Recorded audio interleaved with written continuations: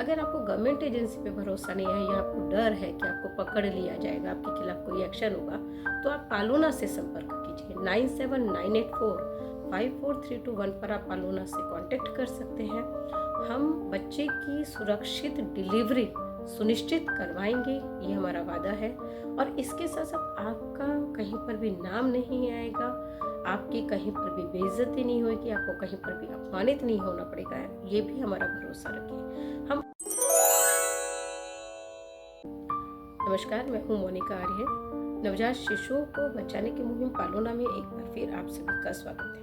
आज हम बात करेंगे झारखंड के चतरा जिले में घटी हुई एक घटना की, जिसने सुबह सुबह मन को काफ़ी उदास कर दिया। बच्चा बच जाता तो शायद तकलीफ थोड़ी कम हो जाती, मगर अफसोस कि बच्चा बच नहीं पाया। और मुझे जिस हालत में बच्चा मिला था, जिस तरह से उसका वीडियो क्लिप आया था, यकीन मानिए मुझे यही आशंका भी थी। और मैं हैरान थी, परेशान थी। उसके पीछे वजह थी, जो बच्चा था वो अपनी गर्भनाल और अपनी प्लेसेंटा के साथ वहाँ ज़मीन पर, बल्कि झाड़ियों में, मेरे को कहना चाहिए झाड़ियों में वो मौजूद था। झाड़ियाँ भी ऐसे जो ज़मीन पर बिखरी हुई थी, और उसी में झाड़ियों के नीचे पानी, थोड़ा थोड़ा पानी नज़र आ रहा था। उस पर वो बच्चा था। बच्चे के शरीर पर, जैसे मैंने आपको कहा, कोई भी कपड़ा नहीं था, ऊपर भी कोई कपड़ा नहीं था। आसमान के नीचे बच्चे को ऐसे ही डाल दिया गया था, और ऐसा लग रहा था कि उसको जन्मे हुए बहुत ज़्यादा समय नहीं बीता है, कुछ घंटे ही हुए हैं। बातचीत से ऐसा लग रहा था कि वहाँ पर कम से कम 2 लोग हैं जो उसको शूट कर रहे हैं। मेरी चिंता इस बात को लेकर थी कि वो उसको जो शूट कर रहे हैं, उसकी बजाय बच्चे को वहाँ से निकाल कर तुरंत उसको किसी भी नियर बाई मेडिकल सेंटर पर लेके जाना चाहिए था, मेडिकल फैसिलिटी में लेकर जाना चाहिए था। उस बच्चे को सबसे पहले इलाज मिलना ज़रूरी था। जितनी भी देरी हो रही थी, वो मिनटों में थी, वो सेकंड्स में थी, वो घंटों में थी, वो उस बच्चे को उसकी ज़िंदगी से दूर कर रही थी।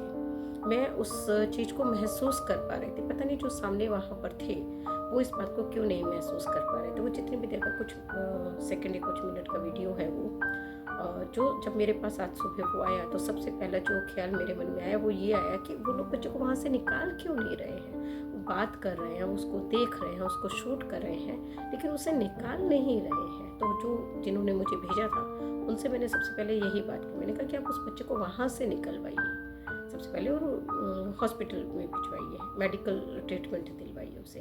तो उन्होंने बताया कि हाँ, निकाल लिया गया है बच्चे को वहाँ से, और ट्रीटमेंट करवाया जा रहा है। फिर थोड़ी देर के बाद मेरे पास ये सूचना आई कि बच्चे की ज़िंदगी नहीं बची। लेकिन उससे पहले ही मैं ये सोच रही थी कि लोग अनजाने में कितनी बड़ी गलती कर बैठते हैं। वो जो समय इन बच्चों के लिए जीवन रक्षक हो सकता है, उनको सांसें प्रदान करने वाला हो सकता है, वो लोग अक्सर फ़ोटो खींचने में, वीडियो बनाने में, या कई बार संशयग्रस्त होकर, कभी डर कर वो बच्चे को वहाँ से निकालते नहीं हैं। और बहुत क्रूशियल समय होता है ये इन बच्चों के लिए।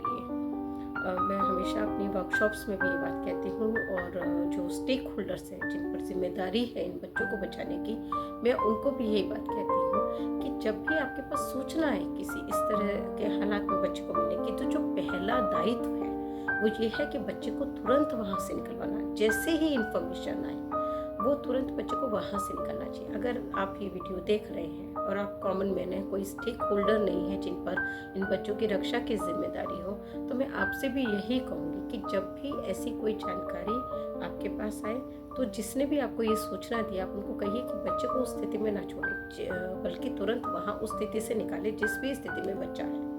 एक्सेप्ट कि बच्चा हॉस्पिटल के बेड पर ना छोड़ा गया।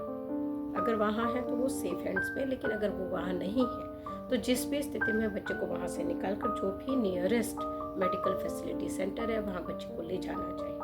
इस स्थिति में बच्चे के शरीर पर कपड़ा नहीं था, बच्चे के शरीर पे गर्भनाल लगी हुई थी, बच्चे के शरीर में प्लेसेंटा लगा हुआ था, बच्चे के शरीर के नीचे पानी था, वो झाड़ियों में पड़ा हुआ था। वहाँ कीट पतंगे हो सकते थे, वहाँ कीड़े मकोड़े हो सकते थे।